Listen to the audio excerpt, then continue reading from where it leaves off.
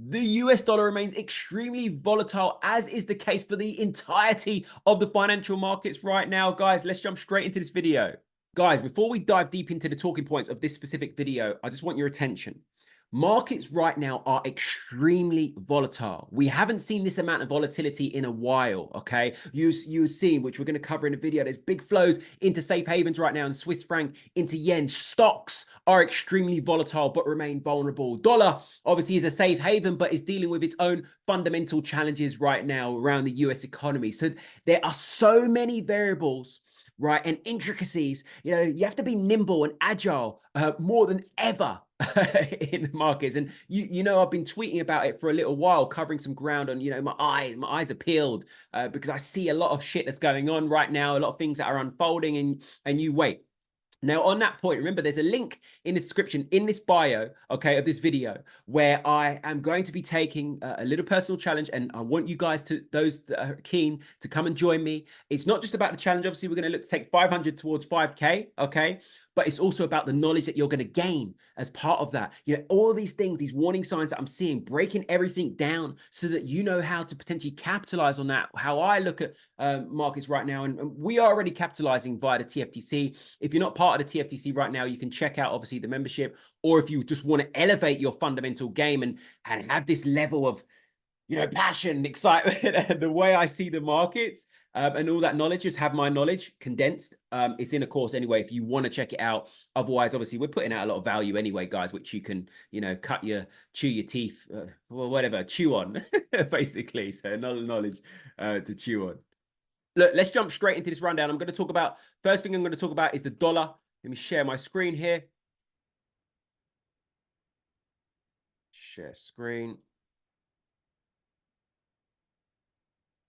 Okay, guys, look, what did I say before? I said about the vulnerabilities that remain for the US dollar. Okay, let's just quickly recap it. Fundamentals, you have to, while you're trying to learn them, you have to continue to go over and over and over until they ingrain into your skull, until they become second nature. They just come like that. But like for me, instantly I just know. So let's just quickly refresh our memory. Remember all of this upside pressure for the greenback. It had major upside pressure, okay, and an edge, an advantage over its peers. Why? You know why by now. It had all of this advantage from its peers because data after data was just impressive from the United States.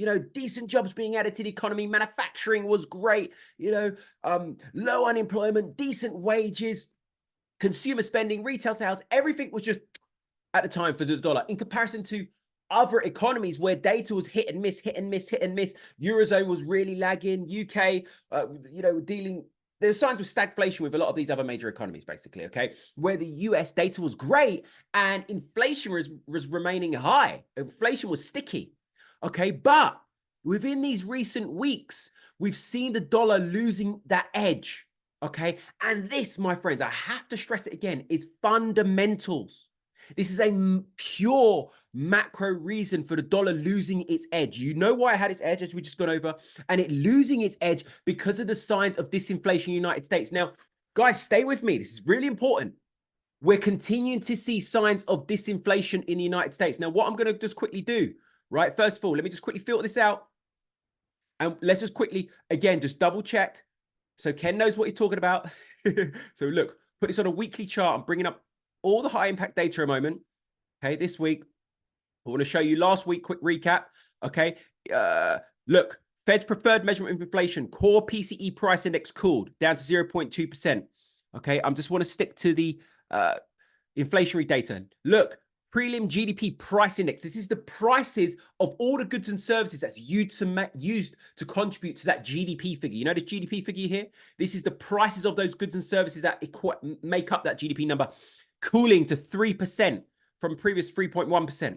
Okay, remember the week before? Okay, the week before, the prior week, lower PPIs. Remember the previous is revised lower. Okay, so overall in disinflationary signs, the CPI numbers you see coming out lower. Now let me just quickly fast forward. Stay with me, guys. Really important that you stay with me here. Now look here. Yesterday, where are we, guys? What day are we on today? Yesterday, Monday. Now look here, this is the ISM manufacturing prices. This is the prices that the manufacturers have to pay. You know, a business has its own costs. Now, their prices are coming down to 57.0. That's disinflationary, okay? Disinflationary. So prices, remember, we saw it in the GDP price index, right? And now we're seeing it in the ISM manufacturing prices. Their prices coming down. Disinflationary, okay? So the dollar has been losing its edge because of that narrative of disinflation. Among other, bear in mind, we're seeing other data points which are showing economic cracks, you know, signs of economic cracks, as seen with the ISM manufacturing PMI.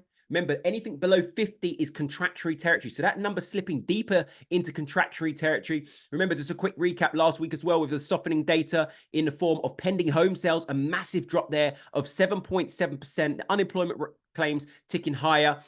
Okay, Chicago PMI. This is the lowest number that we've seen since the pandemic, right? 35.4 for the Chicago PMI. You see, look, these are really, really bad numbers here.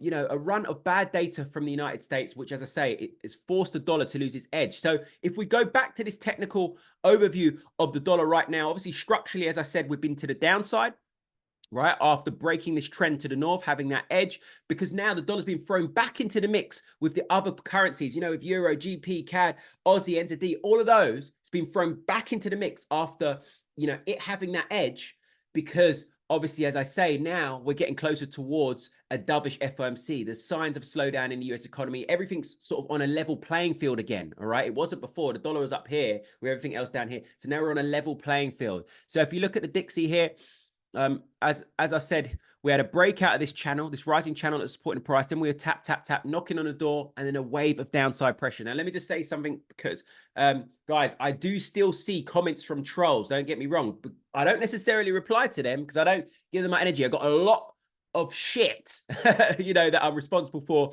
and that I need to be, you know, finger on a pulse right now, making bread, ensure community members are growing, ensure community members are making bread.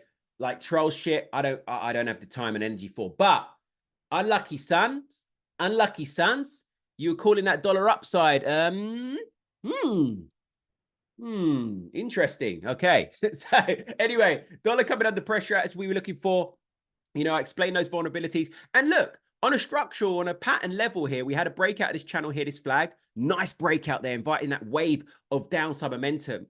And what's interesting here, if we just sort of take a step back and just look, we have a potential left shoulder, head, and a right shoulder formation there. You can just see we're just knocking on the door, retesting this potential neckline area, subject to another potential wave of downside pressure.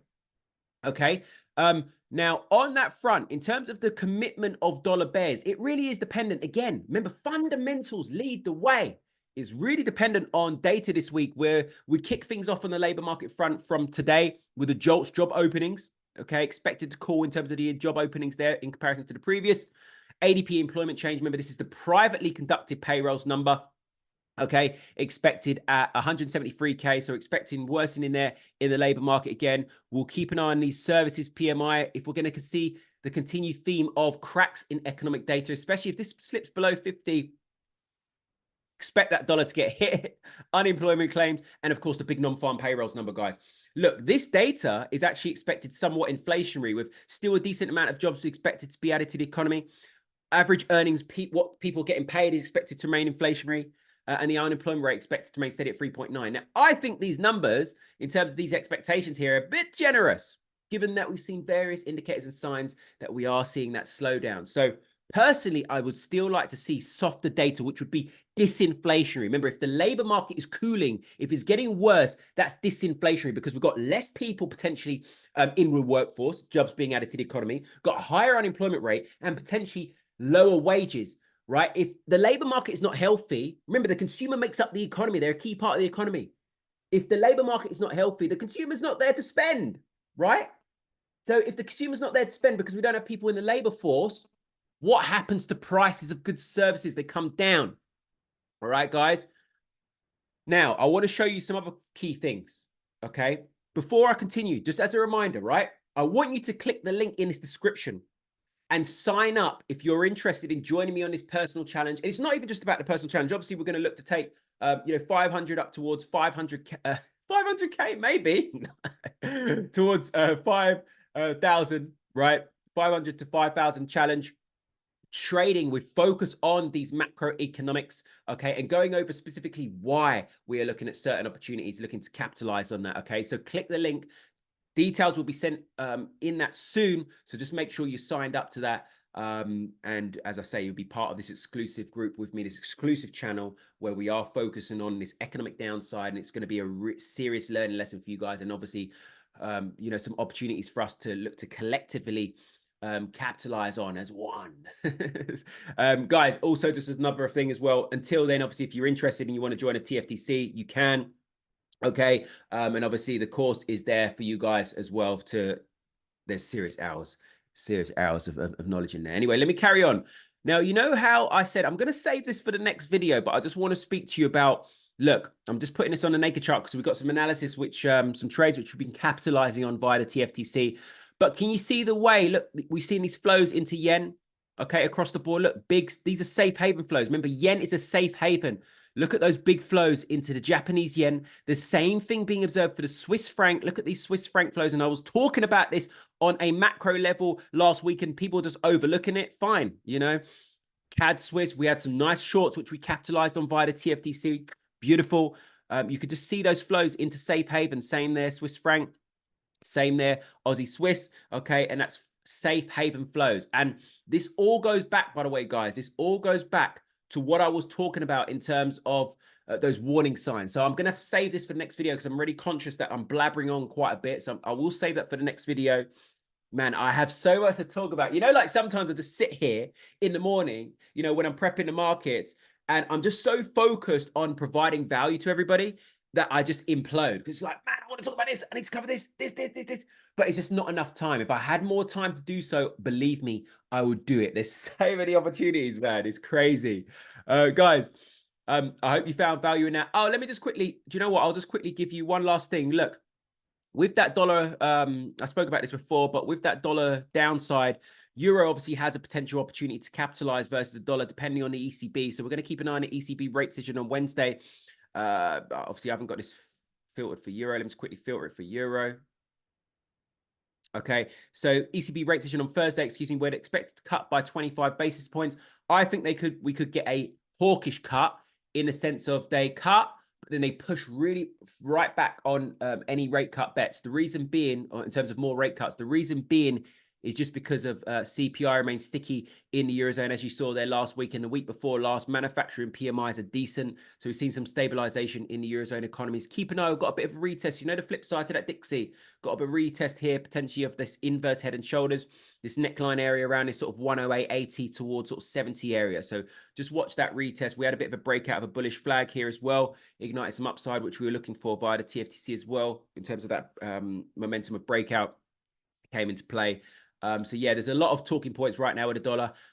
It is very sensitive times, and it's really important that we do stay on top of these fundamentals, guys. The reason being is there's variables, right? And obviously, you know, the dollar index, the dollar specifically is a safe haven currency, but there are vulnerabilities because of the economic situation. So it just makes things a little bit sensitive to trade. But it's why, as I say, finger on the pulse. Anyway, that's enough from me. Stay lit, stay blessed. Let's get it.